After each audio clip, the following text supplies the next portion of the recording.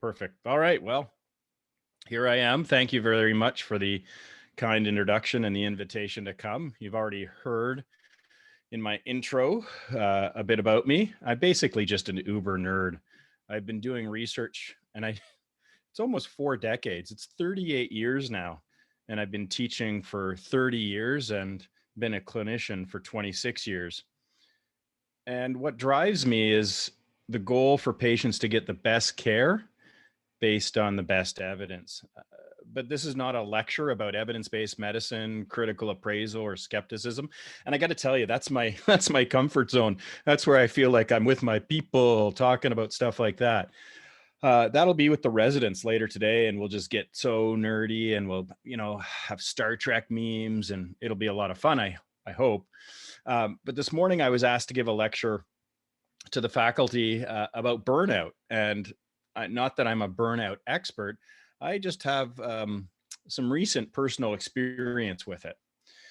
And so a little bit more background, because you heard my professional background, but my personal background is I grew up as one of 5 children on a farm. My dad was an obstetrician gynecologist, and my mom was a physical education teacher. And you can see me there in the top right-hand corner. And yes, I'm the nerd with the glasses on. I was the second oldest. That's my sister Kelly beside me.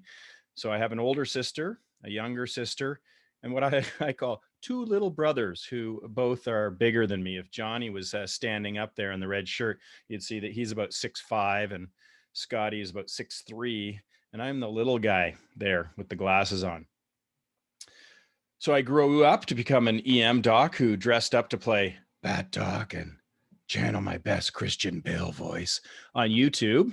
And I have a podcast called The Skeptic's Guide to Emergency Medicine, and it has 55,000 subscribers, and it is part of the free open access to medical education movement, or the FOMED movement. And each week I do a structured critical appraisal of a recent publication using a validated tool to probe that literature for its validity. And then I harness the power of social media as a blog and a podcast to try to cut the knowledge translation window from like over 10 years down to just 1 year. And part of my wellness, and I know other people have different things that they like to do, maybe in anesthesia, you're wearing certain scrub caps or something like that personalizes you. Some people wear fancy socks. One of my favorite things to do is to wear t-shirts under my scrubs. That's part of my wellness. And this is one of my favorite t-shirts. And I do get a lot of feedback and comments on that vaccine causes adults t-shirt. I am also known for wearing a purple sparkly lab coat when teaching, because I am purple and proud Western grad, but I'm not teaching at Western today. So my purple lab coat is hanging up in the closet. So here's what we're going to look at in today's lecture. I'm going to define burnout using the original 1974 definition.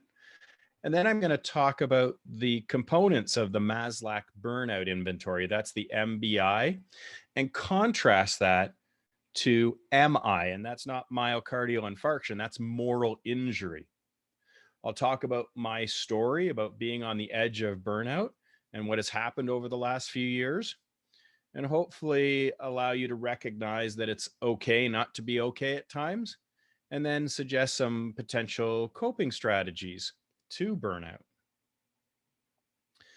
So the word burnout was first coined by Herbert Freudenberger in 1974.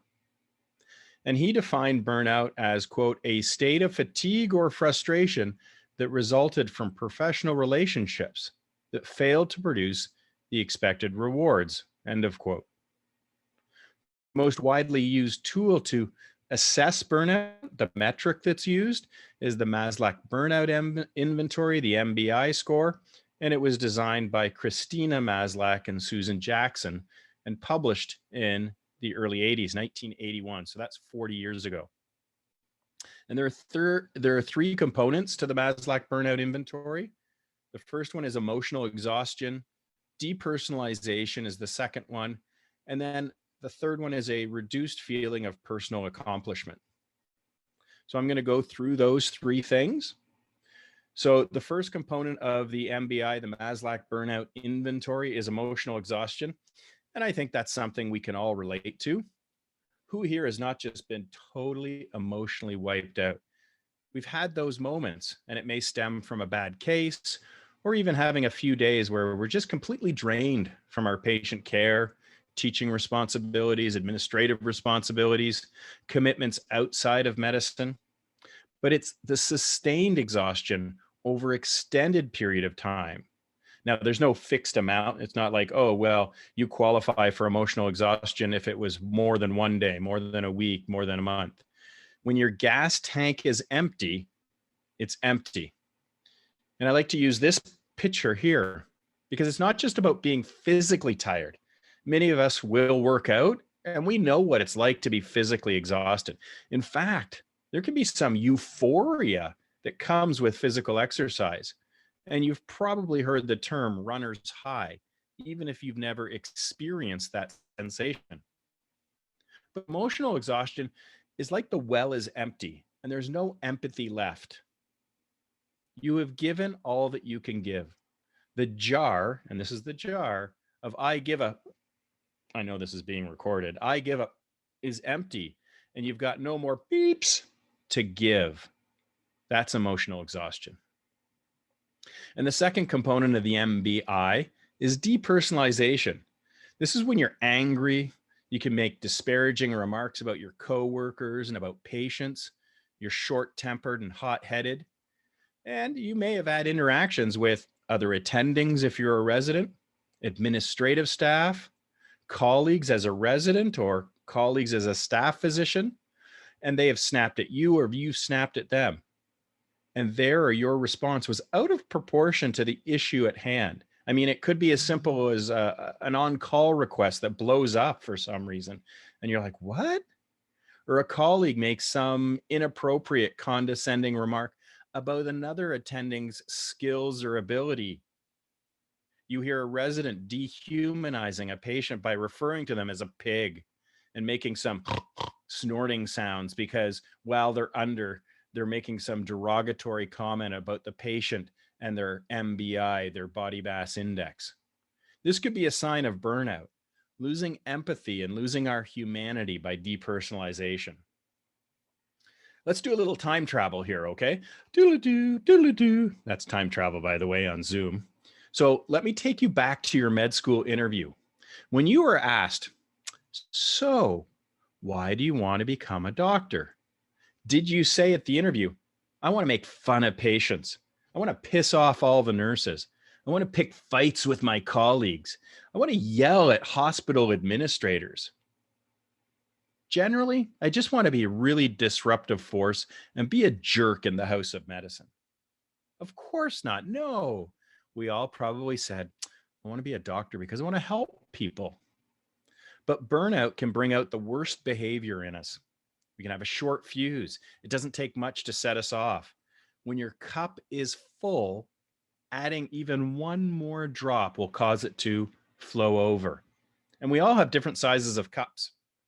Some people have little shot glasses, and other people have these huge beer keg size cups. But when they're full, they're full. And the cognitive load and stress become too much, and we can start depersonalizing those around us. And the third component of the Maslow Burnout Inventory is a lack of personal accomplishment. Physicians are amazingly efficient. I mean, physicians who are burnt out, though, feel that they can't get anything done. Even the smallest task seems like a huge burden. Adding one more thing to the list can cause your cup to be full and it'll overflow. You feel like you're spinning your wheels and you're stuck in the mud. The to-do list never gets any shorter. And it seems like you work super hard, long hours, and accomplished nothing. This is one of my other wellness t-shirts that I wear under my scrubs. It's the MACGYVER School of Engineering, Improvise or Die. But you know what? Physicians are really smart. We're tough, we're resilient, and we're very resourceful. If there was a way to MacGyver our way out of the predicament that we're in by working faster, harder, smarter, we would have done it already. When you hit the wall and you're burnt out, you lose your sense of personal accomplishment. Now, I was a bit worried about throwing in the MACGYVER thing because I know the audience. I'm hoping there's enough staff physician that understand when you say, well, I MacGyvered it, that they get the reference from a TV show from a number of years ago where the lead character would make a missile out of toilet paper roll, chewing gum, and baking soda to save the day. But if you are a resident and have no idea what I'm talking about, I apologize. We'll just go on to the next slide. So these are the three components in the Maslach burnout inventory: emotional exhaustion, depersonalization, and a lack of personal accomplishment. And we've all experienced some aspect of feeling like we're burning out. And I can say that because a study in 2015 by Schanefeld et al. Looked at US physician workforce and found out that the majority had at least one symptom of burnout. Now, the highest prevalence of burnout was in emergency medicine, but I looked up the anesthesia numbers and found that burnout was 55%, the double nickel. And so that's what 55% of respondents in anesthesia reported some aspect of experiencing burnout. Now, burnout can have negative clinical or negative clinician consequences. So it can impact the physician, and it may lead to depression, suicidal ideations, suicide, physical illness, increased alcohol and drug use or substance use disorder, relationship problems, and other badness. But you know what? We often put our patients ahead of ourselves and our own well-being, and being burnt out has been associated with negative impacts on patient care, including the perceived medical error, risk of medical error, and the quality of care we provide our patients.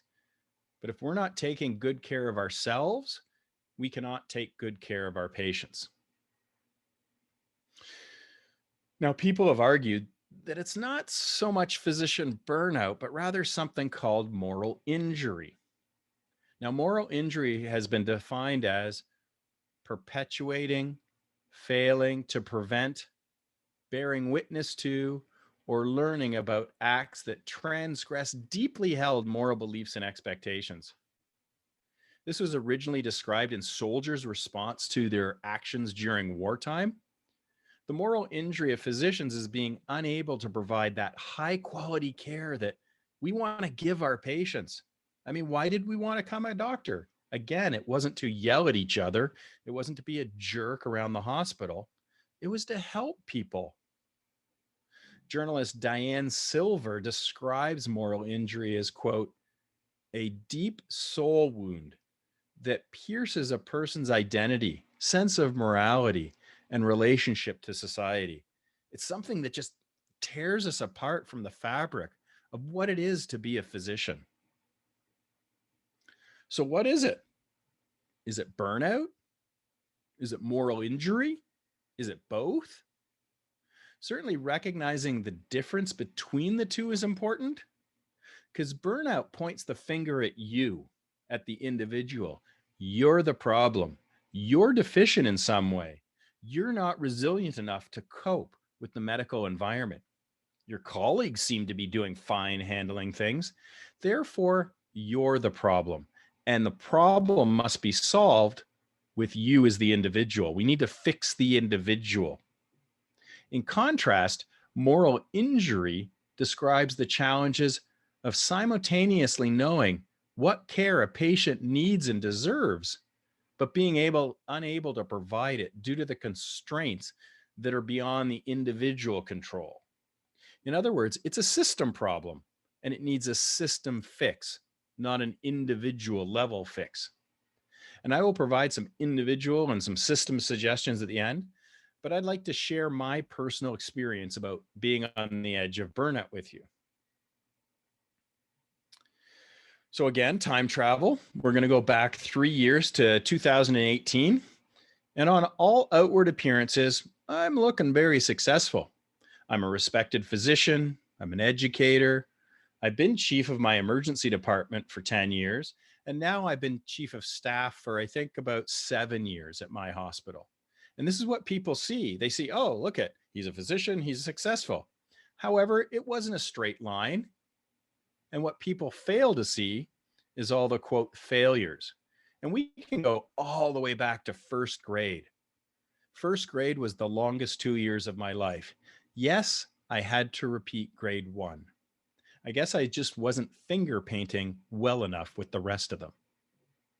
And I was also speaking to your department chair about my medical background and my training. I didn't get into medical school on my first attempt. Anybody else have that problem? I applied and I was rejected and had to apply a second year. So I did a master's in between on fetal physiology and reproductive endocrinology, and then got in.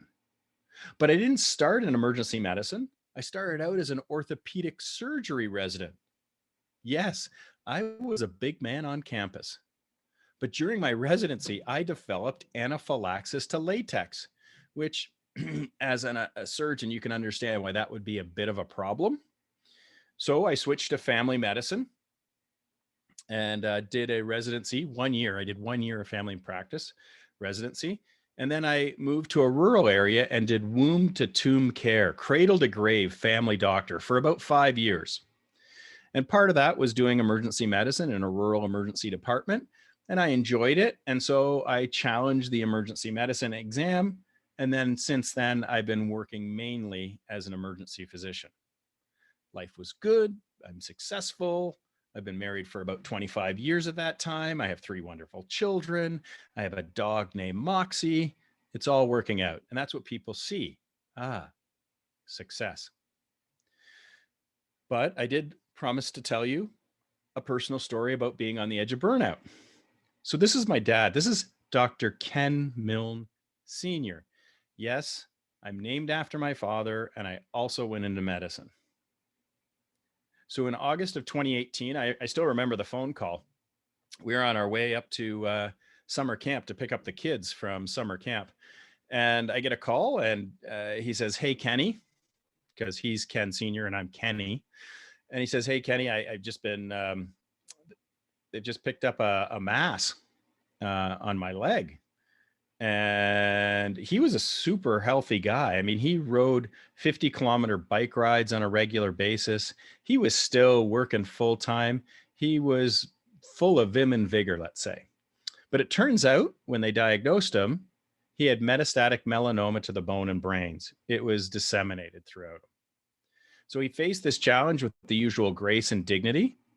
But I'm sure many of you in the audience are the physician in the family. And when you're the physician in the family, you often become the healthcare advocate. And so, yes, there's 5 children, but I was the doctor in the family. So I took him to his doctor visits to hang out with them and be his advocate, sat with him. This is a picture of us going to one of his chemo appointments, and we'd always hit Timmy's up after. So we'd go to his chemo appointments, his radiation treatment, and even very briefly, I moved in with him and my mom to provide 24-hour care because my mom was struggling with caring for him. And so I was on the edge of burnout. I mean, balancing these responsibilities of being a father while still working clinically full-time, being chief of staff at the hospital, and of course, trying to be present for my own marriage. And I can remember one night visiting him in the hospital and walking out into the hospital parking lot, and I just lost it. I mean, it was dark, it was raining, and I couldn't find my damn car.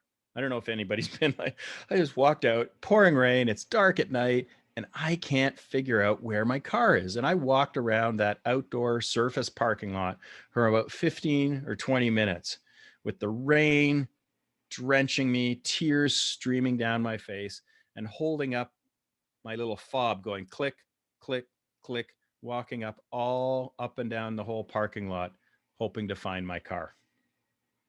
I was feeling burnt out. And so while all this was happening, I was actually supposed to be going to Australia that November. And remember, the concern was raised in August and diagnosis in September. In November, I was supposed to give a keynote talk for their College of Emergency Medicine. This is their national meeting, being flown to Australia as the keynote speaker. It's something that I'd been working on for about a year and really look forward to. However, shortly before I was to go, my dad was admitted to the hospital.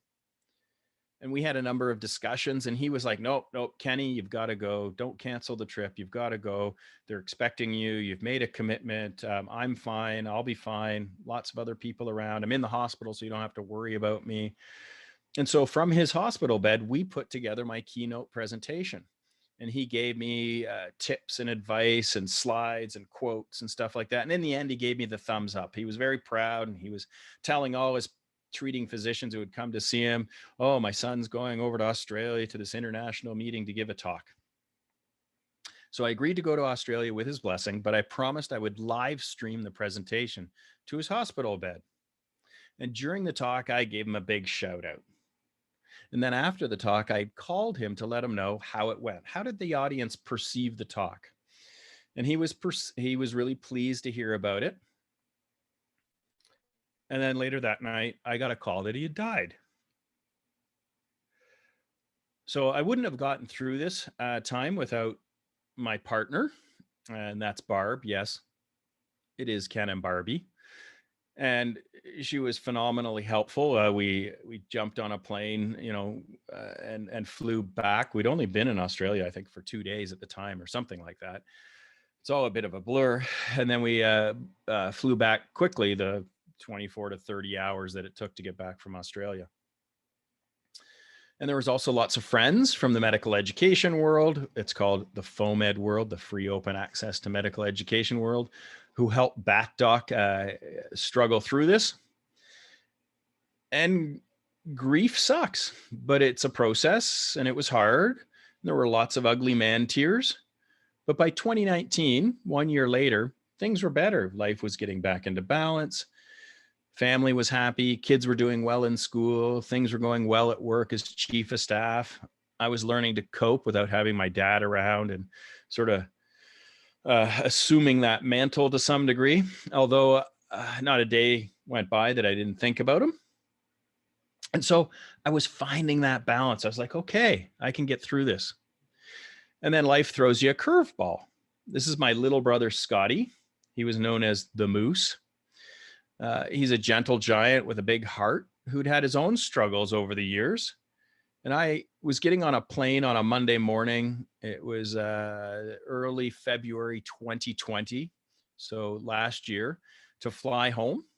And I get a text from his girlfriend asking me if I had heard from Scotty. And I'm like, I never get a text from his girlfriend. She was worried. They hadn't spoken all weekend. I think they'd last spoken on a Friday. And of course, my heart sunk. I was like, oh, catastrophic thinking. And that's the worst. I mean, I immediately texted him, but I didn't hear back. But getting on a plane, being out of communication, I mean, that was the longest plane ride of my life. It was probably only 3 hours, but that was 3 hours being in your head going with a stranger sitting right beside you going, oh my God, what's happened to Scotty? So I called my sister when I landed, my brother when I landed, my mother when I landed, and my mom's like, oh, why? What's up? Oh, no, everything's fine, Mom. Just wanted to check in. Had you heard from Scott? That kind of stuff. Because I didn't want to alarm her, not give her a reason to panic until there was a reason to be concerned. And when I got home, I called the local hospitals. I called the local jails. He wasn't in either. His truck wasn't at his house. So I thought, well, maybe he's just out. But eventually that afternoon, I called the police and I said, can you go by and do a safety check? And they were good about it. They were okay. Yep, we'll go by and knock on the door and do a safety check.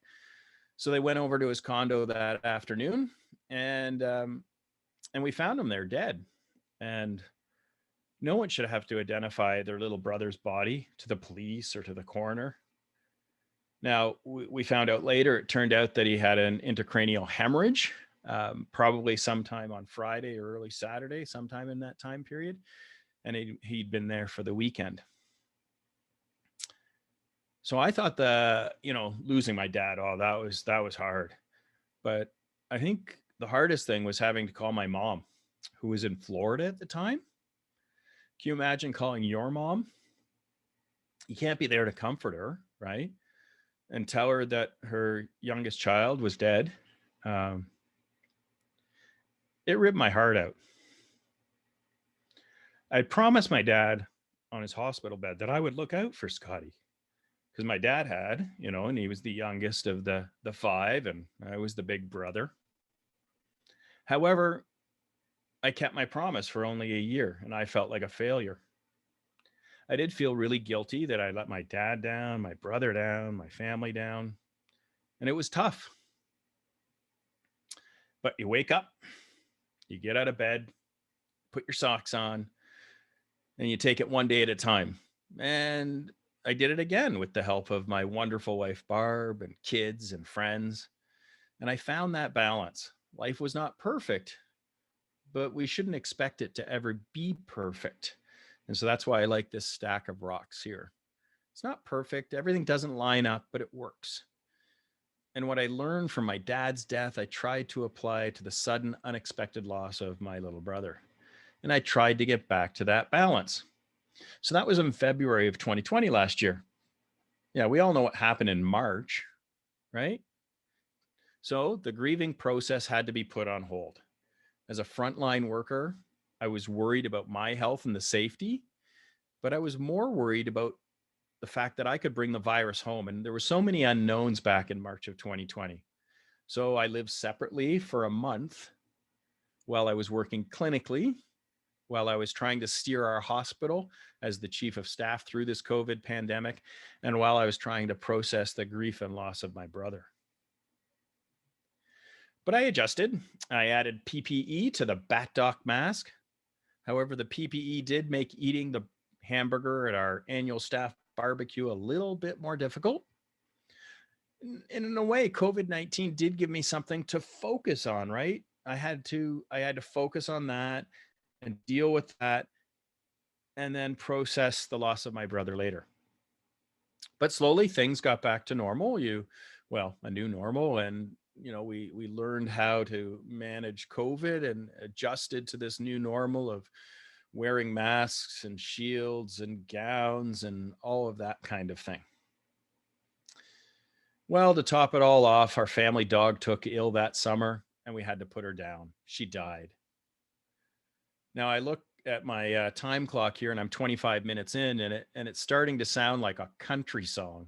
My dad dies, my brother dies, the dog dies. But Moxie was the best dog ever. And I don't know if there's dog people in the audience, but anyone who has ever had a dog knows that their dog is the best dog ever. And it's a part of the family. And Moxie was part of our family. And now we're dealing with wave 3 of COVID, and it's exhausting. And I know I'm not the only one. The burnout, the moral injury. Did you ever think as physicians we would be discussing the possibility of who gets a ventilator and who doesn't get a ventilator? I never thought about that. That wasn't the ethical question on my med school interview. And I know I'm not alone. There's an article in the Washington Post last month that reported 3 out of 10 healthcare workers actually say they've considered no longer working in healthcare. And the younger the healthcare worker is, the more likely they are to feel burnt out. This is again from the Washington Post article. Now, that top number there, it's the younger staff. That's where the residents would typically be, the under 30 crowd. 2/3 of them report being burnt out. Now I'm down lower there, in that 50 to 64 year range where maybe some of your staff is, and they report a 43% feeling burnt out. But I want to say that it's okay to be not okay. And I'm getting through wave 3 of COVID without burning out. I've learned that it is okay not to be okay. You don't need to be a superhero, and that vulnerability isn't a sign of weakness. It's a sign of strength. And the most important thing in life is to be yourself, unless, of course, you can be Batman, always be Batman. But seriously, you do not need to be a superhero. It is okay to admit you're not perfect. You have flaws. You fall down. You fail at times. And it's okay not to be okay. And I really want to normalize this idea, because often we have this outward projection of here is this successful individual. We've been screened through high school, through through university, through medical school, through residency, to our job position, to our hierarchy in society, and all of this kind of stuff. And we're still human beings, even if we're physicians. And so here are some pills that can be hard to swallow as a physician. Having to admit you're not okay. Asking for help. That takes a lot. And allowing yourself the emotions to feel angry and to feel sad, to feel guilty, to feel frustrated. It's okay. You're not a robot. And learn to accept change. And sometimes you have to remove toxic people, habits, and beliefs from your life. All of these things can be pills that can be hard to swallow. So I did say we would be discussing some potential strategies to reduce or mitigate physician burnout. And because I'm a EBM and I love, guru, and I like, the literature and stuff, there's a systematic review on this. This was published by West et al. In 2016, and you can see how I just flip into that critical appraisal stuff. I love it. So 2016, West et al. Printed a systematic review and meta-analysis in The Lancet on the interventions to prevent and reduce physician burnout. Now, they concluded that both individually focused and organizational strategies can result in a statistical and clinical significant reduction in burnout among physicians. However, it was unclear, based on the existing data, which intervention are most effective and how individual and organizational solutions may be combined together so you could put them together and provide even a bigger impact on physician well-being than individual solutions. One thing we can all do is we could be there for our friends, for our families, and our colleagues with a helping hand. And it doesn't have to be a helping hand, right? I had one colleague from England who would send me a text each morning and say, "Are your socks on, Ken? Are you out of bed?" And I'd have to send him a picture of me with my socks on at the side of the bed saying, "Yep, I got this." And that's how he helped. How many times in our day do we say hello to someone and we say, "Oh, I'm fine," or they say, "I'm fine"? Are we really fine? So reach out and try to stay socially connected. I know we're supposed to say physically distanced right now with COVID, but I have virtual coffees with friends just to shoot the breeze. And it's been really helpful. So you can either receive that help, ask for that help, or be that helping hand. There's one intervention that's been shown to have a positive impact on reducing burnout, and that's mindfulness-based practice approach. I'm not going to go through all the idea of mindfulness, but it's something that I've adopted into my life. There was a recent study done in Australia, so I like to have informed positions based on good evidence. And so there was a study out of Australia looking at the efficacy of mindfulness to reduce burnout. And it provided some evidence that mindfulness can help decrease stress and burnout scores. But whether or not mindfulness training translates into long-lasting changes and better patient care remains to be seen. But again, this puts the burden on the individual, doesn't it? Now, dog therapy, and again, this is a picture of the best dog ever, Moxie. Dog therapy has been tested in reducing stress for clinicians, and I actually covered that on a 2020 article on SGEM number 289. And in this study, mid-shift, staff could go play with a therapy dog in a quiet room, physically separated from the clinical areas, with no electronic devices allowed in the room. There wasn't a phone in the room. There wasn't a window, an overhead speaker. You just got to go and have 5 minutes of puppy time to pet a dog and hang out with a dog. And this resulted in a significant reduction in the stress of the staff. And you're probably thinking, well, of course it did. You got a 5-minute break. Who wouldn't feel better with a 5-minute break? And did they compare it to all the individuals who didn't get a break, who are stuck out in the department, out on shift, still working in the trenches? And of course, compared to that control group, why wouldn't you get better? Of course, it would be a straw man comparison. But no, they had an active comparison group. they used adult coloring as the comparison group for stress reduction. So they compared 3 different mandalays, and mandalays are the designs that you can use for coloring. And so they had a dog that you could color. They had this beautiful sort of calligraphy, kind of like Celtic looking thing. And interestingly, this slide was the most popular mandalay the participants in this single center study decided to pick and color. But I do want to emphasize, I do not think that the solution to a systematic or a system-wide problem is to make the physician more resilient. If you like meditation, great. If you're a dog person, wonderful. You want to do adult coloring to reduce some stress, fine. But that's putting the emphasis on the individual. But physicians are not yoga-penic, suffering from a lack of yoga. Now, there's nothing wrong with yoga. I don't want people to interpret this slide the wrong way. If you like yoga, great, do yoga. If that contributes to your wellness, wonderful. But wellness programs, while needed and can help reduce stress, are not going to fix systemic problems. So I would assert if the majority of physicians are reporting some aspects of burnout, it's a system problem, not a clinician problem. Solutions need to be found and improved at the system level. Fix the system. Give physicians the tools and the resources to provide the care to their patients that they need and deserve. Don't cause moral injury by expecting them to compromise patient care, because it starts with patient care and it ends with patient care for us. We often put the needs of our patients before our own needs. And I don't pretend to know what these system solutions will be, but I know what they shouldn't be. And so this is not the answer to force physicians to take a mandatory online wellness module. And this was beautifully expressed by an ophthalmologist on TikTok recently. Now, his TikTok name is Dr. Glaucome Flecken, and I've got that recording here to show you what is not the answer to system-wide problems.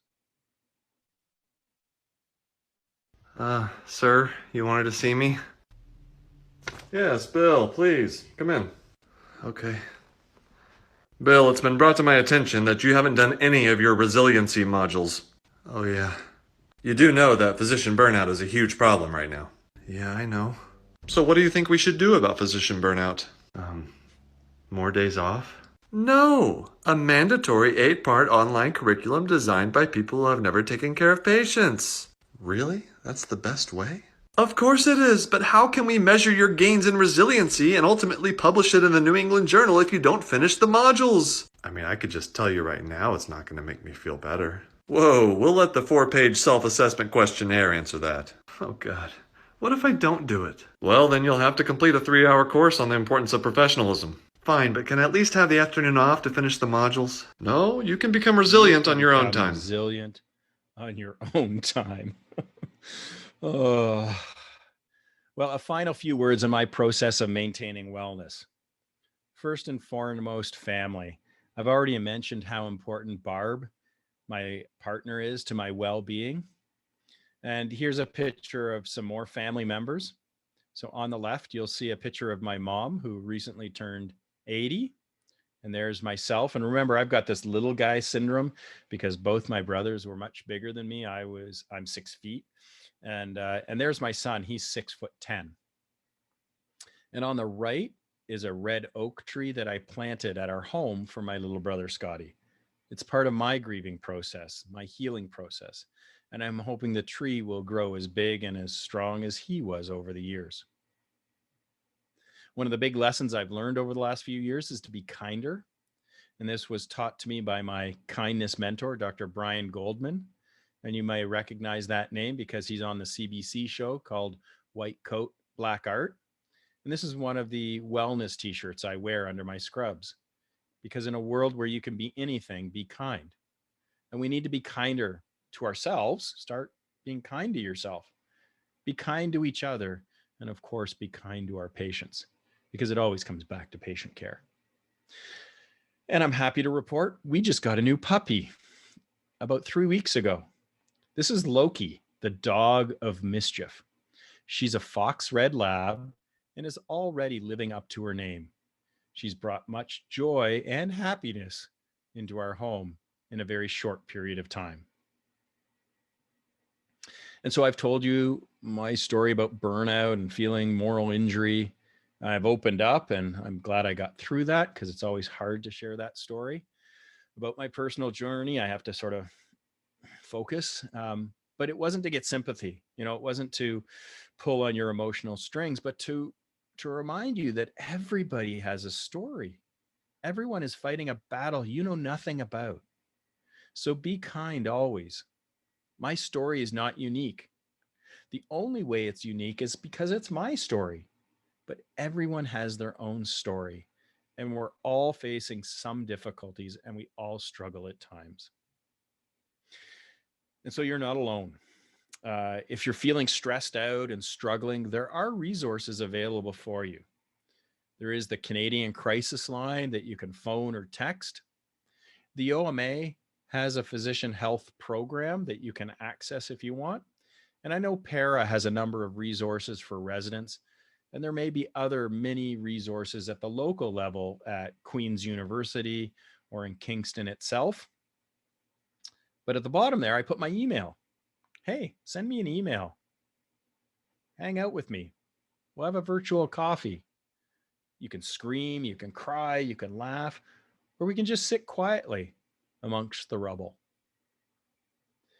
So while it can feel like we have the weight of the world on our shoulders, especially now, just remember it is okay not to be okay.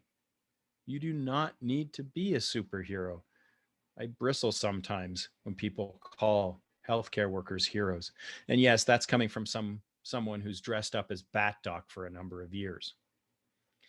Asking for help, it can be a sign of strength and insight into yourself, and not necessarily a sign of weakness. And of course, don't panic. This too shall pass. And I'm happy to take any questions at this time. Thank you.